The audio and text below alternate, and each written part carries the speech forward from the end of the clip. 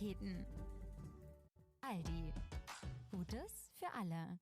Es ist ein packender und doch feiner, weil geheimnisvoll und scheu zurückhaltender, zart auftretender, vornehm reservierter Anblick. Er hinterlässt einen tiefen, andauernden, unauslöschlichen Eindruck. Es ist ein großartiges Erlebnis, das gleich nach der Begattung kommt. Doch ich will erst die Vorgänge berichten, mit einer kleinen Einleitung versehen.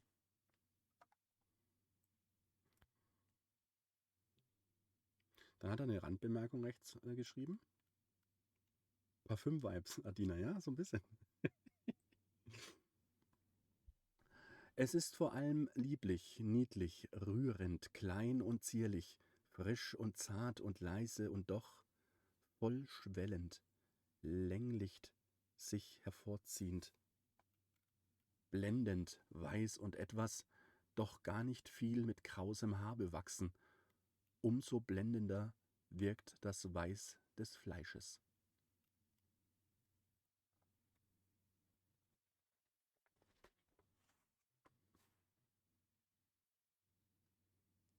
Noch mal kurz was trinken.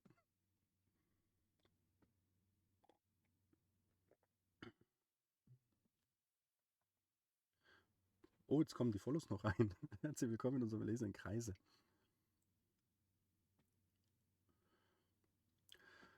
Oft genug, fast bis zum Überdruss oder wenigstens bis zur Langeweile. Oft, weil ich immer nur die Scham zu sehen wünschte und mir die Ruhe fehlte, mich mit dem Oberkörper zunächst zufrieden zu geben, habe ich diesen bisher nackt gesehen. Man kann darüber im Tagebuch nachlesen.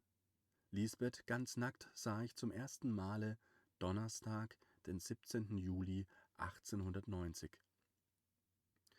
Die Aufregung war eine kolossale, und doch sah ich im Grunde wenig mehr als bisher. Nur den Anfang der Arschlücke, der allein allerdings ganz allerliebst war. Aber nicht sah ich die volle Breite des Arsches, nur den Anfang bisweilen des Dickbeines. Und hier ist eine schematische Zeichnung des Dickbeines. Damit ist der Oberschenkel wohl gemeint.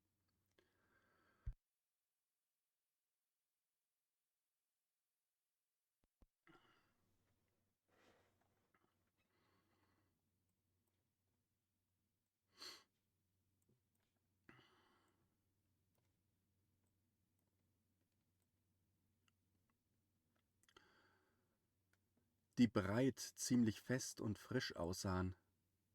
Auch eine herrliche Gegend. Man möchte die breite Handfläche darauf legen, weiter nicht, höchstens etwas drücken mit den obersten Gliedern der Finger hin. Entschuldigung, nochmal. Was hat er da durchgestrichen?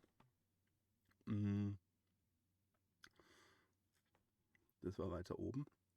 Das Wort darauf, also Anfang der Arschlücke, der allein allerdings ganz allerliebst war, darauf, das ist durchgestrichen, aber nicht sah ich die volle Breite. Also hat keine Relevanz.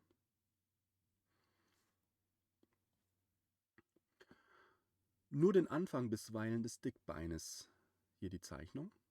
Die breit, ziemlich fest und frisch aussahen. Auch eine herrliche Gegend. Man möchte die breite Handfläche darauf legen, weiter nicht, höchstens etwas drücken mit den obersten Gliedern der Finger hinumlegen und in horizontaler Richtung hin und her streichen.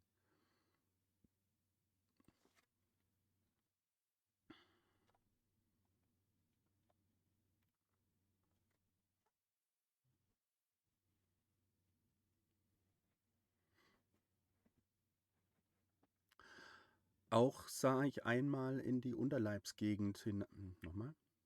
Auch sah ich einmal in die Unterleibsgegend hinein, auch ein schöner Blick.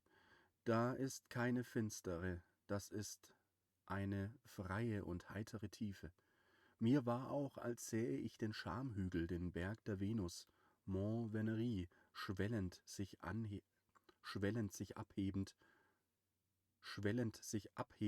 von dem Vordergrund des Beines. Dann haben wir hier wieder eine schematische Unterleibszeichnung.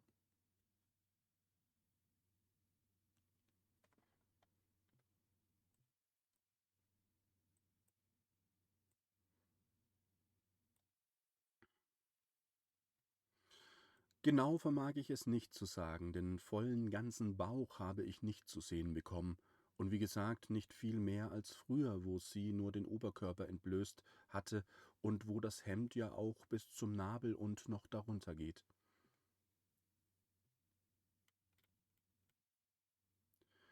Die Hauptsache ist, dass ich auch nur den Körper im Profil von der Seite sah, abgesehen von dem Rücken und dem Anfang der Arschlücke, die so reinlich, so schimmernd, so hell und leuchtend und glatt aussah.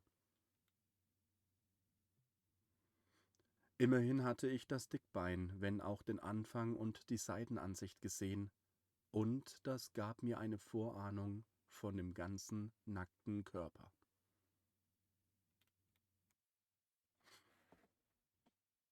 Krass, oder? Wie gesagt, ich muss es nochmal betonen, das ist ein Spanner-Tagebuch, ein Tagebuch eines Voyeurs von 1890, und das ist nicht gut zu heißen, was er gemacht hat. Das ist schwer verächtlich, übergriffig hoch 10. Und er hat das Tagebuch wirklich nur angefertigt, um diese Eindrücke niederzuschreiben. Schon krass. Wie hat so ein junger Mann 1890 über solche Themen gedacht? Ingen da ist schön, dich zu sehen. Gern auch ein Shoutout für den Kollegen rausgeben. Schreibt Bücher. Dann habe ich Lisbeth eine ganze Weile nicht in der Kammer neben meiner Stube sich waschen sehen. Sie wusch sich da natürlich immer und doch wieder hinten in der Kammer. Das war mir sehr schmerzlich. Mary hat einen ganzen Karton zum Kotzen mitgebracht. Sehr schön. Ja, muss man auch rauslassen. Infinier. Gute Nacht, schön, dass du da warst. Erwähnen will ich nur noch, dass ich am Montag, den 21. Juli, mit der Hand Lisbeths ganze eine Brust, wohl die linke umfasst, gedrückt habe. Entschuldigung. Ich fange nochmal an. Erwähnen will ich nur noch, dass ich am Montag, den 21. Juli, mit der Hand Lisbeths ganze eine Brust, wohl die linke umfasst, gedrückt habe. Ich hätte nie gedacht, dass die Dinger so unendlich weich wären, wie reife oder überreife Feigen. Wie das zarteste Kinderfleisch, so milchig, so fein, so süß und lind. Es lässt sich nur so drücken, und doch ist es auch nicht schlaff. Es ist doch frisch und elastisch und geht sofort wieder in die alte Form über. Das ist das Wunderbare dabei. Es ist das denkbar Feinste in seiner Art, was es gibt. Auch die Brustwarze ist kein bisschen steif und fest, noch etwas steifer vielleicht, nur der Kern tritt eigentlich hervor als ein härteres Knötchen.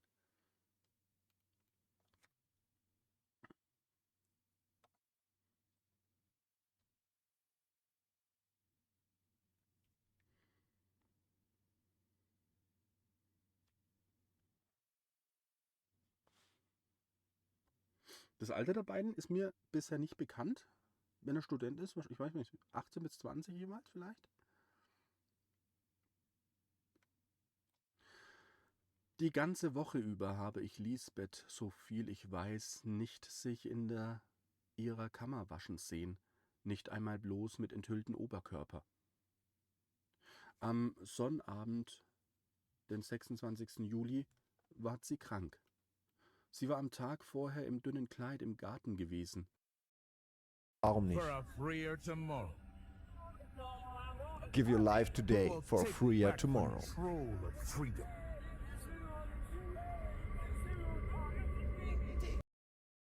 Ja, das ist ja unglaublich. Freunde, beim Kauf eines Galaxy S24 Ultra kriegt ihr bis zum 18.12. noch eine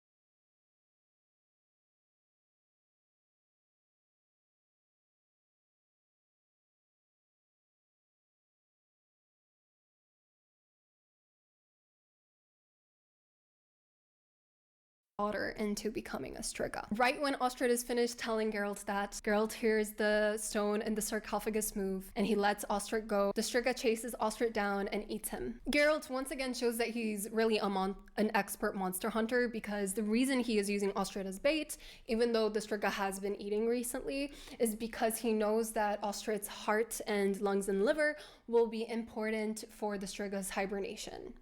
Notably, when fighting the Striga, he uses Ard. It's the same as in The Witcher 3, except he is able to hold that telekinetic push. They make their way down into the catacombs of the palace. And something that is very interesting is that Geralt's fighting style is really described as a dance macabre, like a macabre ballet. It is quite memed upon, especially in Blood of Elves, but Geralt is a huge fan of pirouetting in his fight sequences. Anyway, they fight, it's very intense, but it ends with Geralt being able to get the Striga out of the sarcophagus, and he climbs in and lays down beside Ada's dead and rotting body. He also locks the lid using the Yrden sign and takes a potion that knocks him out. In the morning when he awakes, it's actually been a little bit longer than he intended. He had a sand time turner sort of thing that helped him keep track of time, and the sand has all went through, so he knows that he's been sleeping a bit longer than intended. And something that I really appreciate is how the books keep reinforcing to us that Geralt is truly just a guy.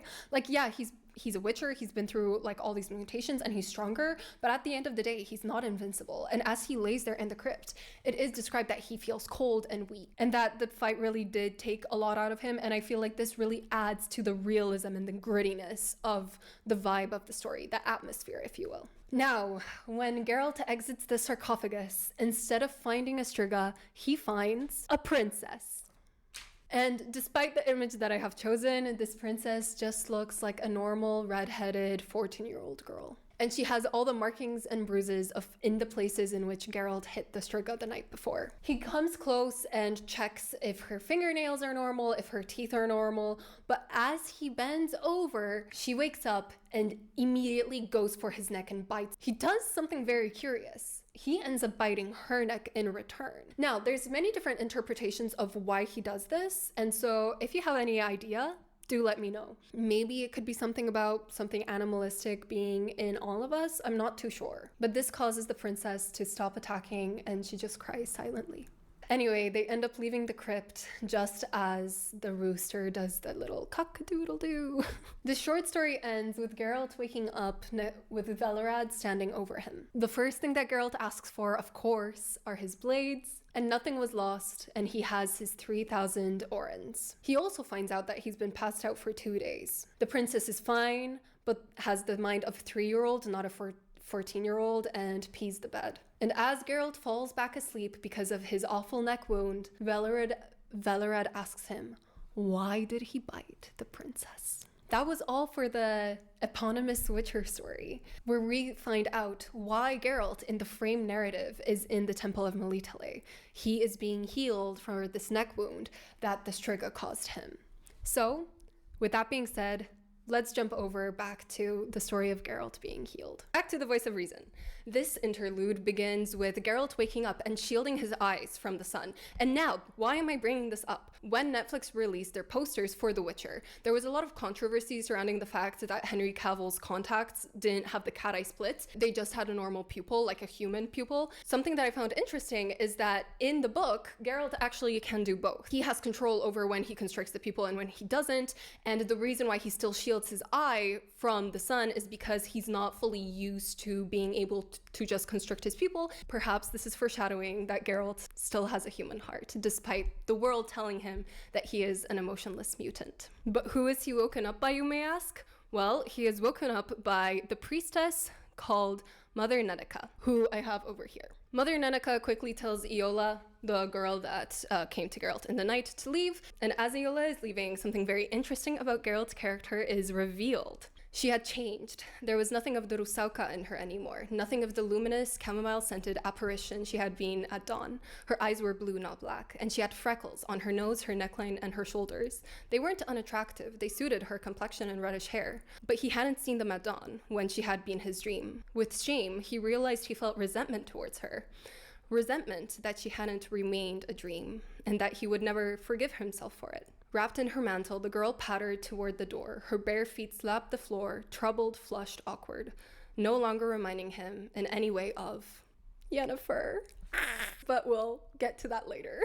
We find out that Geralt really wants to get out of the temple because they're in the temple of Melitele. Mother Neneka, however, tells Geralt to chill because he just fought a Striga that took a huge chunk out of his neck. And Geralt, obviously a witcher, he needs to somehow provide for himself. He is worried for how he's going to make money to eat. But Mother Neneka tells him that as long as he's in the temple, he will be taken care of and that he's free to roam around. At this point, we do get some world building about Melitele, who is the goddess of love, marriage, the harvest, etc. And we are also introduced to Geralt's friend Dandelion, but only through a second-hand perspective of Geralt telling us his thoughts about religion. Dandelion's take on the goddess Melitele is quite cynical, but it's also played for laughs, at least in the Polish version. He says that women have been giving birth for years, and they will keep giving birth for many more years. And as they give birth, women usually scream because obviously it's very painful. And so they kind of need some person's name to scream out loud, right? And who better than a goddess of love and praying to the goddess of love and fertility, Melitele. Now, at this point, I want to touch upon 3 translation issues that I think are quite prevalent throughout the entire book. The first one is that humor is very sarcastic, but when translated, the punchlines don't really always land. But when the sarcastic tone is removed, what we are left with is a very cynical, rude, or sometimes even misogynist tone, which just isn't really present there in the original text because it's subverted by the humorous aspect. And I feel like this passage, when we learn about Dandelion's views on the Melitele religion, that can come across as misogynist in the translation, but it really comes more of Dandelion is being Dandelion in the book originally. Another translation issue just throughout the book is the fact that Polish people, we have a lot of words that mean very similar things with slight differences often to the vibe. For example, synonyms for someone being good include serdeczny and szlachetny, but both of those words have different meanings. Serdeczny comes from the word serce, and so it conjures this image of someone being more so loving, whereas szlachetny gives us the image of perhaps like chivalry, and so someone being good more so in that sense. We also give specific words to things that aren't just as popular in the English language. For example, we love our mushrooms. Mushroom picking is a massive pastime, especially in the fall in Poland. And so we differentiate like all our mushrooms and we talk about them quite specifically. For example, kurki, which are my favorite, podgrzybki, pieczarki. In English, I do believe there are words for those derived from the French. However, usually the everyday person would just say, oh yeah, that's a mushroom. Whereas in Poland, because they're such a big part of life, everyone would differentiate. For vegetable, we have the word jeżyna, włoszczyzna, warzywo, which all of those basically mean the same thing, but for example, with jarzyny, those are more so spring vegetables. Włoszczyzna, I usually associate with vegetables for soup, and warzywa would just be the stereotypical vegetable. And this idea of words having different essences, I think, is seen in the saying grunt jest w tym, because it means grunt jest in something, and this refers to the point of something being. However, grunt in itself is a very earthy word. We are talking about the core fundamentals, like at the ground level of something, without all the overcomplication. And that's why things can seem quite repetitive in the English and like they're void of personality, because the personality just can't really translate. Thirdly, there are just some things grammatically that don't translate very well from Polish to English, and Sapkowski is a comedian. Like, the biggest thing that stands out to me about these books, just text-wise alone in Polish, is the humor. And Sapkowski is a master of language. He plays around with it a lot. An example of this that I can think of for English speakers is if an English speaker would ask someone about their glasses, they'd say, "What is your prescription?" In Polish, we say jaką masz wadę, which means what is your defect? Now, obviously, if someone came to you in English and said, "Oh, you have glasses? What's your defect?"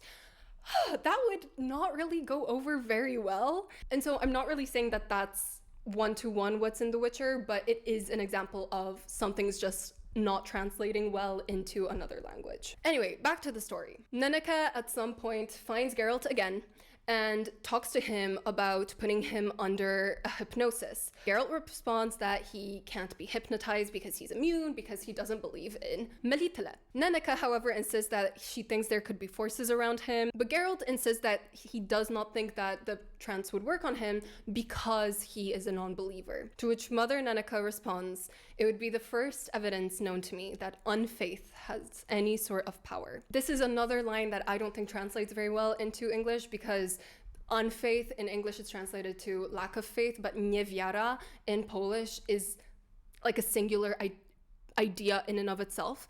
And perhaps it's because of Poland's history with religion, but it's just another thing that's kind of lost in translation. The purpose of this interlude is to foreshadow the power of religion that play a big reveal in the next short story.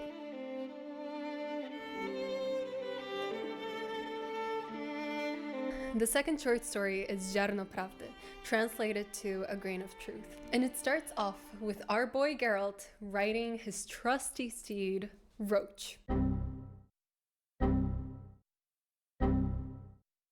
Something about our dear darling Roach that we have to realize is that she is called Roach not because of cockroaches, but because of Roach the fish. Because in Polish her name is Płotka, not Karaluch, which would have been the case if she was named after a cockroach. Anyway, they start off by watching birds, and Geralt realizes that perhaps there's like a moose or some dead animal that these birds are trying to get at. And so he goes, but instead of finding a moose, he finds 2 dead bodies. So he starts to investigate them. And actually, this segment is once again super reminiscent of The Witcher 3 and how when you find a dead body, you investigate it. And I really think that the game developers really excelled at picking out these different passages, things that make The Witcher special, and gamifying. Anyway, as he inspects the bodies, he notices a bite mark, but he doesn't think that it looks like a wolf's bite. And as he inspects the female body, because there's a man and a woman, he gets nicked by a navy rose that is pinned to the girl's dress. In the end, he decides that it's probably not that deep, and he continues on the track because he needs money. Because our boy Geralt, unlike my Geralt in the video game, is always broke. Not too long after they ride out, they notice a manor in the middle of nowhere. As soon as they get closer, Roach goes kind of ballistic and starts whinnying. So Geralt uses the Axii sign to calm her down, once again something that is used in the video game as a mechanic. And they walk around the wall to reach the front gate. As they enter the courtyard, Geralt notices a woman out in the foliage. He doesn't really know who she is, and when he tries to approach her and say hello, she disappears into the foliage behind her. As they progress, Roach just keeps going crazy. The house itself in the Polish is described as a pałacyk, which means like little palace, but it's essentially this big manor house with a dolphin outside and navy roses blooming everywhere in the courtyard. And by now you're probably getting that this short story is a play on the classic fairy tale known as Beauty and the Beast. And this is why I say The Witcher, honestly, no matter what type of reader you are, you're going to find something. I'm looking at you, ACOTAR girlies. Make this blow up, okay? In fact, Geralt is so mesmerized by these indigo roses that he walks up to them and he smells them, and just as he does that, the house goes crazy. The shutters start flying open and he hears a roar, and suddenly he gets charged by an anthropomorphized bear. Mind you, also wearing human clothes.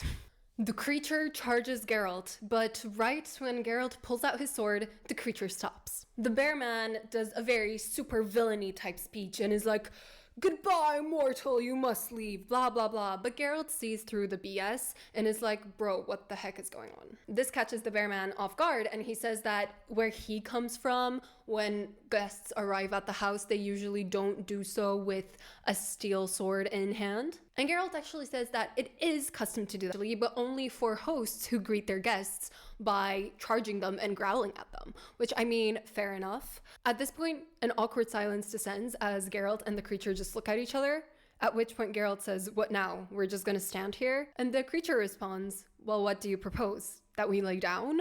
It's all a really funny exchange. The situational humor is brilliant. Anyway, they put away their weapons, and another fantastic line showing Geralt's amazing charisma and ability to flirt with literally everything. The creature says, "Are you really not afraid of me?" And Geralt pulls out the classic line, "Should I be?" I swear, the romantasy girlies would be eating this up. Anyway, we find out that the creature is called Nivellen and that the house basically does his bidding. Geralt asks Nivellen if he lives alone. Nivellen gets a bit defensive, but ultimately invites Geralt in to see the house. Turns out the house was actually passed down to Nivellen from his grandfather and father before him, who were big merchants in the area and kind of got their house by using brutal measures and sabotaging other farmers in the area. Anyway, the house itself wasn't always magical. It only became magical when Nivellen was transformed into a monster 12 years ago. He shows Geralt pictures on the wall of his family members, including a portrait of himself. However, when he says this, they're sitting quite far from the portraits, and the portraits are quite dimly lit. And so when Geralt responds that he does see Nivellen's old portrait, also a reference to Beauty and the Beast actually, Nivellen is quite shocked and can tell that Geralt himself is superhuman as well. When Nivellen asks Geralt that if he's a witcher and witchers, kill monsters, why is he treating Nivellen like so well? Geralt responds that if Nivellen really was a monster, he wouldn't be able to touch his medallion, which, by the way, only vibrated when he was entering the house and hasn't vibrated since his chat with Nivellen started. And much more than that, Nivellen wouldn't have been able to handle his swords when he takes them. As they continue eating, the conversation turns to how Nivellen was turned into this bear man monster. Geralt says that it's probably a curse, and that if Nivellen wants, he could probably try to undo the curse, but Nivellen quickly tells him that that's not what he wants at all. But he still is willing to share with Geralt the story of how he became a monster. Basically, since Nivellen was really rich because of the dirty work that his grandfather and father did in the area, he had a group of friends that were probably more so friends with him, not for his personality or virtues or anything, but more so for his money. And they kept trying to egg each other on. And they went on raids and all sorts of things. But one time, they went on a raid that ended differently for them. They decided to ransack a temple in Gelibal under Mert. It was full of green fire and skulls. We'll get to that in a sec. But players of The Witcher 1 could be familiar with this imagery. They killed everyone in there except for a single priestess, and Nivellen's gang held down the priestess and told Nivellen to rape her. Nivellen does so, and as he raped her, the woman shouted out a curse at him and killed herself. A few days later, he woke up as a monster. He doesn't remember too much other than he was going crazy, and so was the house. Then his emotions started shifting and he became worried that perhaps people would come and try to kill him from the nearby villages. At least that was until one day he looked out at his aunt's blue roses and he noticed a man cutting them down, and he was very confused. And so, inspired by his childhood stories, Nivellen ran out into the courtyard and started shouting, "Give me your daughter or give me your life." To which the man responded that actually his daughter was 8 years old. So, needless to say, Nivellen felt kind of bad, and he apologized, gave the man loads of money for his cart, and sent him on his merry way. However, that was until 2 months later when another man showed up with an of-age daughter and a big cart. And just like that began the cycle of Nivellen taking in girls for a year, giving their fathers loads of money, and having a companion. And Nivellen tells the story of multiple girls, and we really get the sense that he really cares about these girls that he takes in. He treats them like princesses. He says that these girls come from villages where they are nothing. They're destined to get married off to whoever their parents decide to, just having babies and babies for their husbands, living in dirty clothes, eating stale food. But with Nivellen, they get gourmet dishes every day. Any dress that they desire, they can have. And when Geralt asks Nivellen if he ever forced himself on any of the girls, Nivellen is disgusted by that idea and says absolutely not. However, as time went on and he got more and more visitors, unfortunately, the cash did start dwindling. However, at this point, Geralt remembers seeing the girl outside and asks Nivellen one more time if he is living alone. To which Nivellen says that Geralt should stop treating him as an idiot because at this point Nivellen has figured out that Geralt did see the woman outside. However, Nivellen also won't talk more about it and sets Geralt on his merry way because he isn't able to let Geralt sleep in the house due to personal matters. Geralt asks one last time if Nivellen doesn't want the curse to be lifted, and Nivellen says no, reiterating that before the curse, he had nothing, but now the girls, want to spend time with him. He feels like he has more value post-curse than he had pre-curse. Geralt also says that even though he doubts he could lift the curse totally, he did recognize the symbols that Nivellen was describing as the Karamagtera, priesthood of the lion-headed demon spider, and that this cult is particularly nasty. And in The Witcher 1, Abigail turns out to be a witch of this order. As they go outside and Geralt gets Roach, a cat shows up, and this cat is so cute. It's actually Nivellen's pet cat, and in Polish her name is Żarłoczka, which means like little cute thing that eats a lot and is constantly hungry, and I just think that's so freaking cute for a little cat. But yeah, it's another word that just can't be translated, you know, Żarłoczka. Geralt is surprised actually, because cats usually hiss at Geralt, right? So he's like, oh, animals like you? Nivellen's like, oh yeah, animals love me. And even Roach doesn't whinny when she sees Nivellen. However, the appearance of Żarłoczka does make Nivellen slip up, with him saying that Verena also likes, to which Geralt says cats, and Nivellen says, no, birds. Nivellen says that he loves Verena, and Geralt postulates that Verena is probably a Rusałka because Rusałkas are scared of people, and if you remember, Verena disappeared into the forest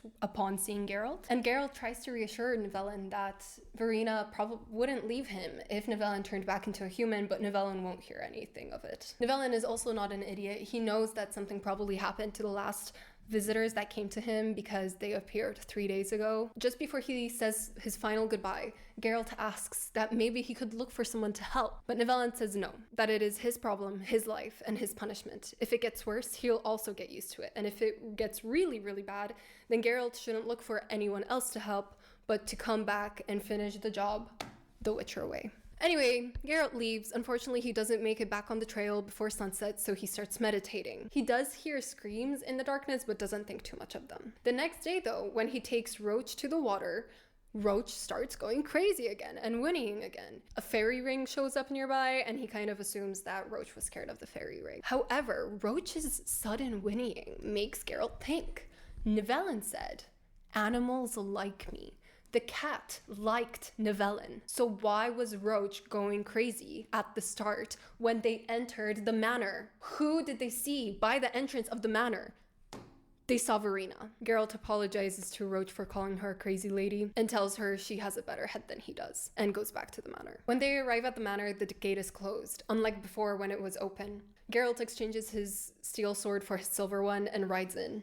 But he abruptly stops when he sees Verena on the dolphin in the middle of the courtyard. He tells her that she almost fooled him because she really resembles a Rusałka, but he realizes that she is actually a vampire, and he starts questioning her what type. And since when he finds her, she is singing and is very happy, he assumes that she must have recently drank blood. She considers herself the lady of the castle, wanting to live out her love story of the vampire and the monster, hypnotizing Nivellen to attack nearby villages in this trance-like state. She wasn't satisfied with him being a monster only in appearance. She wanted him to become fully a monster, also at heart. And we have it confirmed that she is a Bruxa. After this exchange, they start fighting. And interestingly, in this fight, Geralt uses a sign that isn't in the games. I mean, technically it is kind of, but it is called Quen. You know how in the games they can have like this force field around themselves, the Witchers, like for example in the Battle of Kaer Morhen. In the books, that is actually called the heliotrope sign. However, as things get quite rowdy between Geralt and Verena,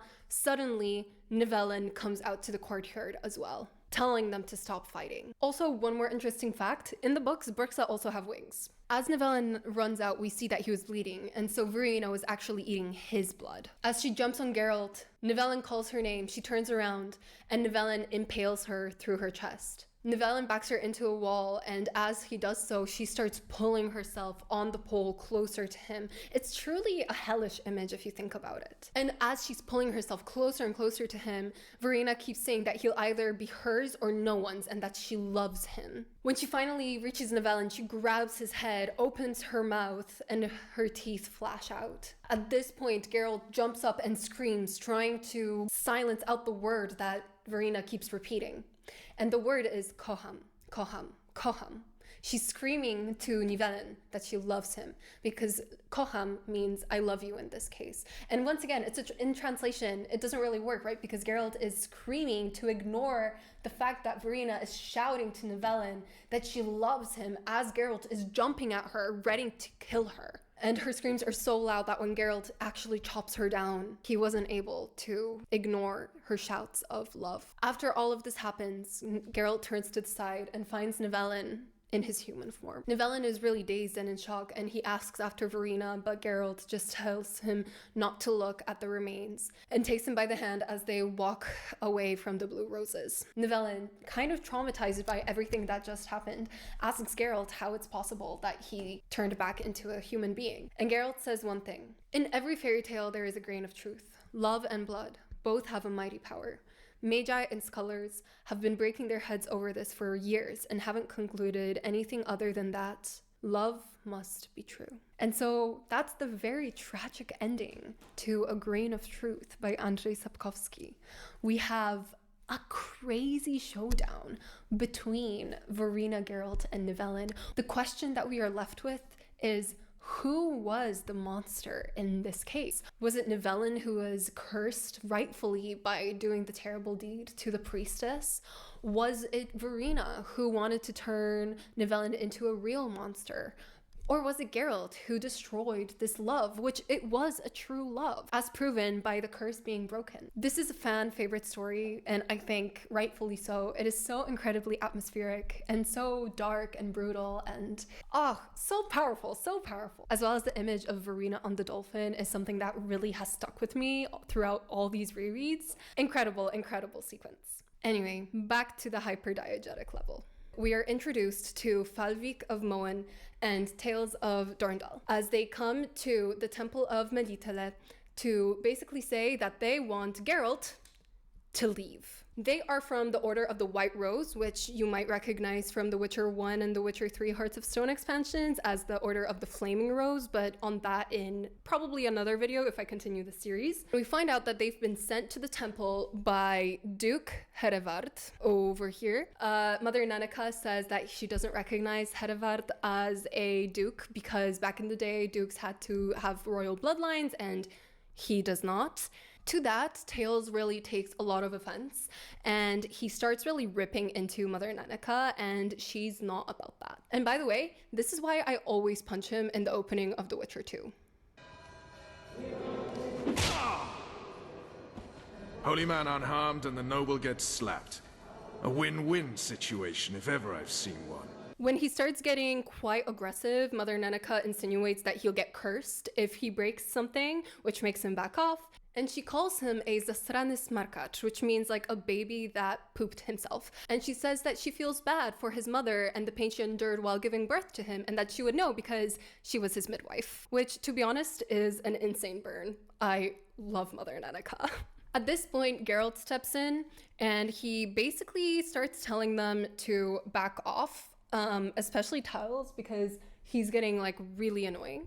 He basically tells them that he's pretty sure that it's the Order of the White Rose that wants him gone and not Duke Herevard himself. Things keep escalating with Tails and Falvik telling Geralt that he's not wanted here and that he's in Elander and therefore he should listen to them. But then Mother Nanika says that actually they're in the Temple of Melitele, which is a holy site, so they should just shut up and leave. She even insinuates that Tails bought his way into the knighthood and didn't earn it because recently a lot of people have been buying their way into the Order of the White Rose. This interlude ends with Mother Nanika telling them that she will write a personal letter to the Duke and escorting them out of the temple. The way this leads into the next short story though is because Falvik and Tails kept saying that they do not want the Butcher of Blaviken to be in Elander because wherever he goes, he brings trouble.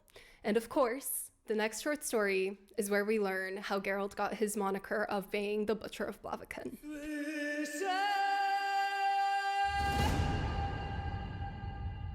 Now we get to the third short story, called The Lesser Evil. Perhaps the most famous one and the most often quoted one. In fact, the central philosophy of Geralt is fully explored over here. Like, this story is truly, truly foundational to understanding his character.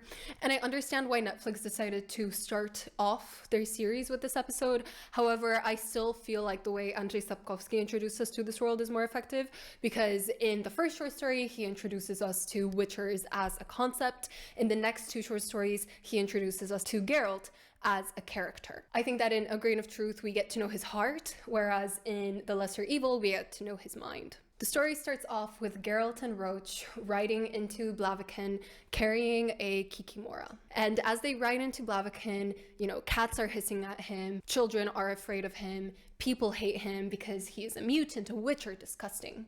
However, he is quickly recognized by the village leader known as Caldamain. Caldamain takes Geralt under his wing, but also tells Geralt that things are quite busy and that things are quite exciting in Blaviken at the moment, because there will be a market day soon enough. And in Polish, the word that they use for market day is actually jarmark. And yes, it is a market day, but if you haven't been to a Polish jarmark, you are missing out so much, especially in the countryside, in the skanseny, which are these like recreations of what like old Poland used to look like. They have jarmarki for celebrations like Święto Chleba, which is the celebration of the bread, and that's one that I absolutely adore. It's just honestly everything. You get pierogi, you get zupki, you get grzybki. Oh my gosh, it's honestly delicious, like amazing, amazing, amazing. So the village is rightfully excited. However, he also tells Geralt that he can't pay him for the Kikimora because there was no contract. To be honest, no one really expected a Kikimora to be found in the surrounding areas, but that's fine. Caldamain says, however, that they do have a village wizard now called Master Irion. And he says that even though he can't pay him, perhaps Master Irion would be interested in looking at the Kikimora. And so Geralt and Roach make their way to the wizard hiding in the tower. However, when they get to the tower, the Master Irion really doesn't want to see them. He tries turning them away until he realizes that he recognizes Geralt. And he asks Geralt, "Is it really you?" And Geralt says, "Yes, it's me." And Master Irion says that he will see Geralt, but only Geralt. And when the doors open, it's no one else but the wizard Stregobor, who Geralt knows from a previous contract. The description of Stregobor always makes me laugh because he is described as the stereotypical wizard with the cape and the beard and the wand and everything. I think it's very funny that such a outlandish description of, what we would consider the stereotypical wizard is found within the Witcher series. And also it brings to us this image of this isn't what usual wizards look like. In other news, Stregobor made the tower into this mirage of a paradise. There are naked girls running around the fake apple tree plantation and passing apples to Geralt as he walks by. There's a little hut in the center where Stregobor resides as well, so it's a very idyllic mirage. Stregobor reveals that he is being chased by a monster. He says, "Destiny has many faces. Mine is beautiful on the outside and hideous on the inside. She has stretched her bloody talons towards me." And I think that's an amazing line. Geralt, however, is not exactly too excited to jump to Stregobor's help. He responds, "Stregobor, that's the way of the world. One sees all sorts of things when one travels. Two peasants kill each other over a field, which the following day will be trampled by two counts with their retinues trying to kill each other off. Men hang from trees at the roadside. Brigands slash merchants' throats. At every step in town, you trip over corpses in the gutters. In palaces, they stab each other with daggers, and somebody falls under the table at a banquet every minute from poisoning. I'm used to it. So why should a death threat impress me? And what's more, one directed at you at that." Stregobor obviously gets offended that this is Geralt's response. However, Geralt then reveals to us how exactly he knows Stregobor and what the mission was in Kovir and Povis. Turns out they didn't end on too good terms. Shocker, right? Basically, after Geralt fulfilled the contract, Stregobor called Geralt a charlatan and had him exiled from Kovir, such that Geralt had to flee before the time ran out, or else he would be hunted and killed. So yeah, Stregobor is not the best chap, actually. And Geralt was once again broke. However, trying to persuade Geralt that this is really serious, Stregobor mentions this thing that looms over the rest of the short story, and it's called the Curse of the Black Sun. Initially, it was known as the Madness of Eltibald, who basically said that the evil goddess Lilith would return and cause humanity's destruction through the bodies of girls born under an eclipse, aka Curse of the Black Sun. Although Geralt initially dismisses this as just another wizardly mania, Stregobor says that he saw the bodies of the girls, the cadavers, and that they had all sorts of crazy mutations. Geralt quickly calls him out and realizes that Stregobor saw cadavers because he was experimenting on the girls. To which Stregobor does admit that they did run experiments, and he even admits that they vivisected one, all in the name of science. However, he does also say that it was a mistake. When they realized their mistake, they started to isolate the girls in towers because they were worried about their evil natures. This all is actually quite reminiscent as well of Rapunzel with, the princess locked in the tower. Actually, you could make an argument that the Rapunzel character here eventually becomes Stregobor because he too is now hiding in a tower. However, the main story that the Lesser Evil is subverting is the story of Snow White. And this brings me to, where was Stregobor working when all of this was going down? Well, he was working in Creighton, the country of King Fredefalk and Queen Aridea. However, before Fredefalk and Aridea were married, Fredefalk had a previous wife. Now, in the book itself, we never learned the previous wife's name, but in the video games, her name became Sylvena, and because of that, I'm going to use the video game name. Just remember that she isn't ever officially named in the books. Anyways, Sylvena had a daughter, and that daughter was Renfri. And Renfri had the misfortune of being born under the Black Sun eclipse. Now, Fredefalk's new wife, Aridea, had the Mirror of Nehelene. You will probably recognize that name from the Eye of Nehelene that we can use in the third video game of The Witcher.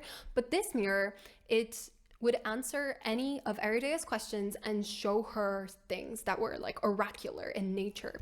And what she saw in this Mirror of Nehelene was that Renfri was going to bring destruction to the lands. Of course, Sapkowski never misses a chance to make a joke about the original source material, and when Stregobor brings up Aridea's mirror, Geralt makes the joke of if she asked the mirror, mirror, mirror on the wall, who's the fairest of them all?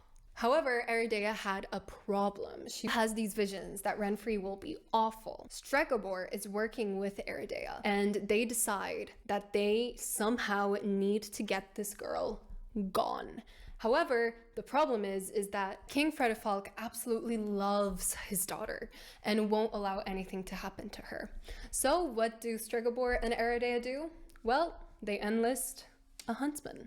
To be fair to Stregobor, he did want to just isolate her. It was Aridea who really adamant about the huntsman, but it doesn't matter because they found the huntsman dead a few days later with his pants down and his brooch impaled through his ear into his brain. Renfri, however, her stuff was lost to them. After 4 years, Renfri was found in the end in Mahakam, where she made a name for herself as a bandit, leading a group of 7 gnomes who she convinced that they would make more money working for her than in a mine. She also started to call herself Shrike at this point. At this point, Renfri was 17. Suddenly, Aridea and Fredefalk die mysteriously, and Renfri and the 7 gnomes have a mysterious argument. They don't know about what. Stregobor assumes that either they just didn't get paid or, like all bandit groups, something just came up and things ended poorly. Around this time as well, Stregobor has a chance encounter with Renfri where she attacks him and he fights back by turning her into a crystal and throwing her down a mine. However, a prince comes by, kisses her, and undoes the magic. Geralt remarks that this was a very easy spell to undo. However, Stregobor does agree, but he also says that he was under a lot of pressure. The prince that saved Renfri, though, didn't get off scot-free. Took her back to his castle, which in reality resembled a barn more than a castle, and she murdered his entire family. She somehow immunized herself to magic and decided to find Stregobor to exact revenge. Now, she is in Blaviken. Stregobor saw her with his crystal ball, and she is there with a new band of people. So essentially, Stregobor is now asking Geralt, if he can kill Renfri for him. Geralt obviously responds that he won't be killing Renfri because he is a witcher and he only kills monsters. Stregobor keeps insisting that Renfri herself is a monster because she was born under the Black Sun and because of her mutations. However, Geralt says that Renfri has legitimate causes to hate Stregobor, who planned her death and experimented on her sisters. Stregobor laments, "Am I to sit here in this tower and wait for death?" To which Geralt responds, "They did." Bagmer line. Nonetheless, Stregobor begs him and begs him again, to which Geralt reiterates that he won't, saying one of the most fire lines ever of all time, super quotable, and one of the most famous quotations from the Witcher series. Evil is evil, Stregobor. Lesser, greater, middling. It's all the same. Proportions are negotiated, boundaries blurred. I am not a pious hermit. I haven't done only good in my life. But if I am to choose between one evil and another, then I prefer not to choose at all. Back at a tavern called the Golden Court, Geralt meets Caldemain, and Caldemain asks the innkeeper about the group of men and a woman that are there, they say, for Market Day, which is just around the corner. Geralt wants to confront them, but he doesn't want to do it in public, so he opts to do it alone. He enters a back room, but Renfri is not there. Something to notice is there's a lot of tension between Geralt and the men. They throw around a bunch of insults, and the one that particularly strikes Geralt is an insult about his mom. Remember, he doesn't really know his mom at all, and so this definitely struck a chord. Luckily, at this point, a hot new bombshell enters the villa, and it is Renfri. Another thing that is really lost in translation is the way that Renfri speaks. And this is very interesting because Renfri is, on one hand, a princess, but on another hand, she was never treated like a princess. She was either treated like a mutant or she was a bandit. And so even though she has the aura of a princess, she has the mouth of not a princess. And she keeps saying this swear in Polish, which is psia krew, and it roughly translates to dog's blood. And that seems very random, but she keeps saying it over and over and over. It's just it's the Renfri thing to say. There's no corresponding swear in English, so unfortunately this is lost in translation, but I just think it's so perfect because psia krew is kind of like, I don't know, frick or shirt. You know, things children say when they don't want to swear, but they kind of want to swear, you know what I mean? And she keeps saying it, and it's also something that perhaps the lower class in Poland would have been saying a lot. It was actually my great-grandfather's favorite swear as well. He always said psia krew, like that's the most prominent memory that I have of him. Anyway, she admonishes the gang for causing the disturbance and tells them to not cause a commotion because for a little town like Blaviken, their market day, which is happening in like a day or so, is their biggest event and they wouldn't want to cause any trouble for that. She agrees to talk with Geralt and Caldemain. Caldemain tells her to please not do anything stupid, and Renfri says that they won't do anything stupid. They are allowed by a prince to be there of the area, and she also reveals her loyal